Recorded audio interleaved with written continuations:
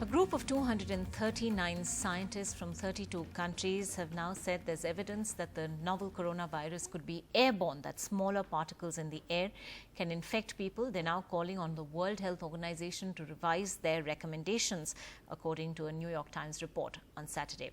Now, the WHO has always said that the coronavirus spreads primarily from person to person through droplets. Now, in an open letter to the agency, these researchers say they plan to publish this letter in a scientific journal next week, outlining the evidence showing smaller particles can infect people. How are scientists reacting to this? Well, my colleague Paramal finds out. इस वक्त हमारे साथ CSIR के महानिदेशक doctor Shekhar Mande हैं। Sir, एक खबर ये भी आ रही है कि कई सारे साइंटिस्ट ये कह रहे हैं कि ये हवा से भी फैलता है। उसको लेकर आप लोग की क्या प्रतिक्रिया है या आप लोग की क्या जानकारी है सर?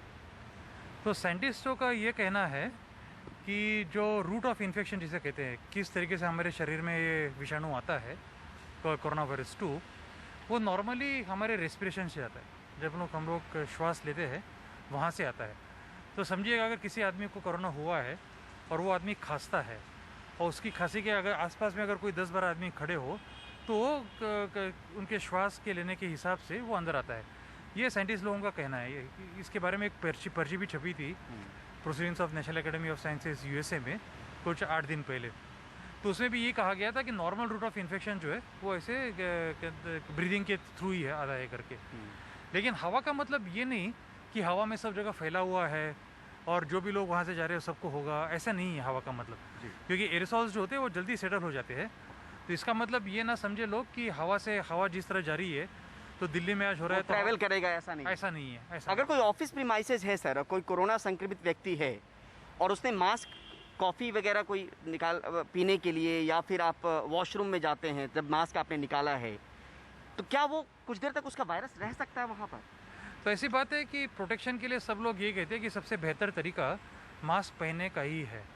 कि अगर जिस आदमी को हुआ है वो मास्क पहने तो दूसरे किसी और को कोरोना देगा, इसकी प्रोबेबिलिटी कम हो जाती है। उसी तरह जिसे कोरोना नहीं हुआ है वो अगर मास्क पहने तो उसको कोरोना होने की प्रोबेबिलिटी कम हो जाती है।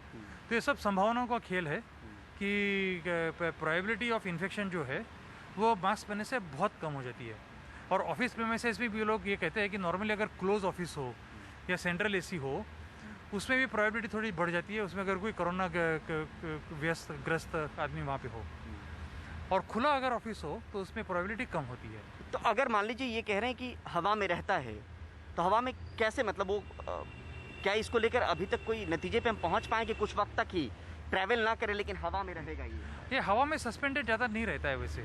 ये जो आप लोगों को डरने की जरूरत नहीं है, क्योंकि सस्पेंडेड पार्टिकल्स हवा में नहीं रहते हैं।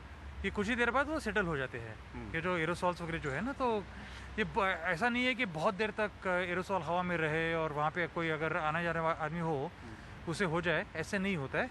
इसलिए जो डिस्टेंसिंग अगर मेंटेन करे, प्रॉपर डिस्टेंसिंग और मास्क पहने, तो ये फैलने की संभावना कम है।